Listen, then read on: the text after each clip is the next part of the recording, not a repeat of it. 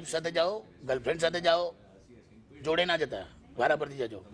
છોકરાઓ સાથે જાઓ, ફ્રેન્ડ સાથે જાઓ, વારા પરથી જોઈ આવો તો બહુ મજા આવશે. નાના બાળકોથી લઈને વૃદ્ધ મારા જેવા બહુ મજા આવશે. રિટાયરમેન્ટ પછી આ જ કરવાનું છે. ઘર બે બેન કોઈ છોકરા આપણી ફાડી જાય એના કરતાં આ જુઓ ને. ફાટીને 31મી ડિસેમ્બર. એન્જોય.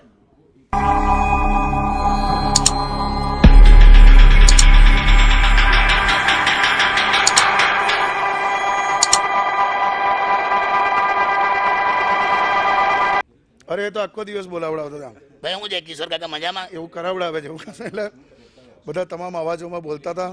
બહુ બધું આમ સાંભળો ને હું શું કહું છું, એવું બોલું એટલી વાર એટલે બધા ગેલમાં પણ એટલે હું ધમાલ ચકડી આવું કંઈ યાદ પણ નથી, પણ એવું થયા જ કરતું હતું આખો દિવસ. એટલે કોઈ સ્ટ્રેસમાં અમે શૂટ નથી કરી. અમે જેટલા રિલેક્સ હતા ને એટલા તમે વધારે મજા આવશે, તમે જોજો. ફાટીને ગુજરાતી ફિલ્મ ઐતિહાસિક રીતે અન્ય હોરર કોમેડીથી અલગ તરી આવે છે. અપેક્ષાઓથી આગળ વધીને ફિલ્મ ફાટીને હોરર કોમેડી જેનરને નવી ઓળખાણ આપશે. મનોરંજનને નવીનતા સાથે જોડતી ફિલ્મ ફાટીને ગુજરાતી સિનેમામાં બનાવી વધુ ભવ્ય અપેકિંગ ગુજરાતી ફિલ્મ ફાટીને અદ્ભુત મનોરંજન પીરસવા દરેક મોરચે સજ્જ થઈને આવી રહી છે. હોરર કોમેડી ગુજરાતી ફિલ્મ ફાટીને ના આતુરતાથી રાહ જોવાઈ રહેલા ટ્રેલરને અમદાવાદમાં એક ભવ્ય કાર્યક્રમ દરમિયાન લોન્ચ કરવામાં આવ્યું.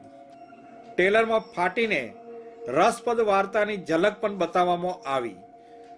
વાર્તાના મુખ્ય કલાકારો એક રહસ્યમય હવેલીમાં પ્રવેશતા બતાવવામાં આવ્યા છે, જ્યાં તેઓ આકાશ ઝાલા દ્વારા ભજવવામાં આવેલ ભૂતના પાત્રનો સામનો કરવો પડે છે.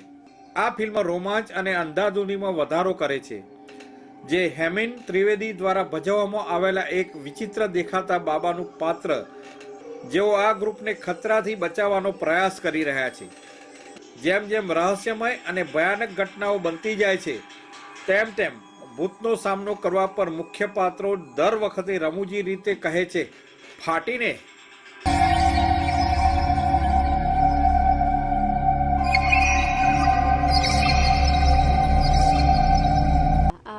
ફિલ્મ ફાટીને મને જ્યારે અમારા ડિરેક્ટર ફૈઝલભાઈએ આ ઓફર કરી ત્યાં સુધી મેં એક બ્રેક લીધો હતો અને 10 વર્ષ પછી મેં પહેલાં જે કેમેરો ફેસ કર્યો એ આ ફિલ્મ છે ફાટીને. કેમિયો કર્યો છે, હેતુજીની વાઈફનો રોલ કર્યો છે અને બહુ મજા આવી. અને હું મારી જાતને ખુશનસીબ એટલે માનું છું કે આ એક અનોખી અદ્ભુત ફિલ્મ જેનો હું હિસ્સો છું, જે પ્રથમવાર ગુજરાતી સિનેમામાં થવા જઈ રહ્યું છે.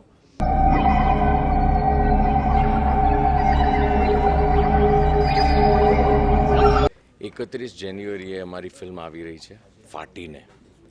અલગ કન્ટેન્ટ સાથે આખું horror, comedy, emotion, roller coaster ride કહેવાય.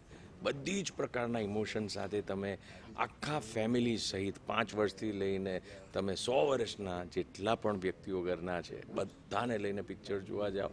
ખૂબ મજા આવશે, કારણ કે ટેકનિકલી બહુ હાઈફાઈ છે. હિન્દીમાં જે રીતના પ્રયોગો થતા હોય છે ટેકનિકલી, એ બધા જ આ ફિલ્મની અંદર પ્રથમવાર ગુજરાતી ફિલ્મમાં થઈ રહ્યા છે.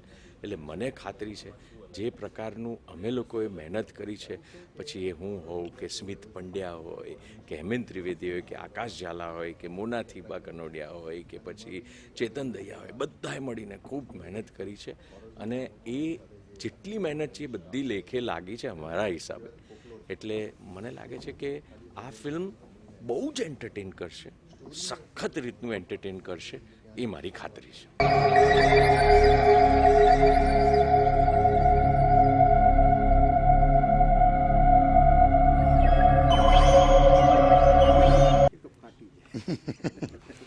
એટલે શૂટિંગ દરમિયાન ફાટી છે, બાકી કેમેરા પર તો ફટાવી છે એમ એવું છે. પણ યા પણ બહુ જ મજા આવી છે. ફિલ્મ 31મી જાન્યુઆરી આવી રહી છે અને હોરર કોમેડી ફિલ્મ, અને લોકોને બહુ જ મજા આવશે. ટેકનિકલી વેરી સાઉન્ડ, જેમ સરે પણ વાત કરી. સો ડોલ્બી એટમોસ હોય અને તમારી પાસે મોશન ટેકનોલોજી હોય, A.R. રહેમાન સાહેબના સ્ટુડિયોમાં ફિલ્મનું બેકગ્રાઉન્ડ થતું હોય, અને ઓસ્ટ્રેલિયામાં શૂટ થઈ હોય, ઇન્ડિયામાં શૂટ થઈ હોય, અને તમારી પાસે આટલા તગડા એક્ટર્સ હોય, બધા સેન્સિબલ એક્ટર્સ હોય, સ્ક્રિપ્ટ તગડી હોય, ડિરેક્શન આટલું તગડું હોય, પ્લસ DOP ન્યૂઝીલેન્ડથી હોય, બધું.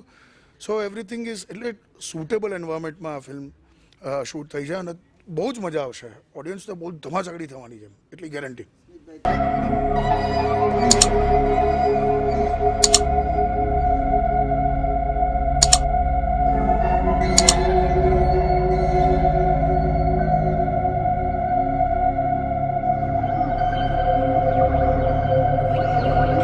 Report by Ashwin Limbachiya, Bharat mirror, Ahmedabad.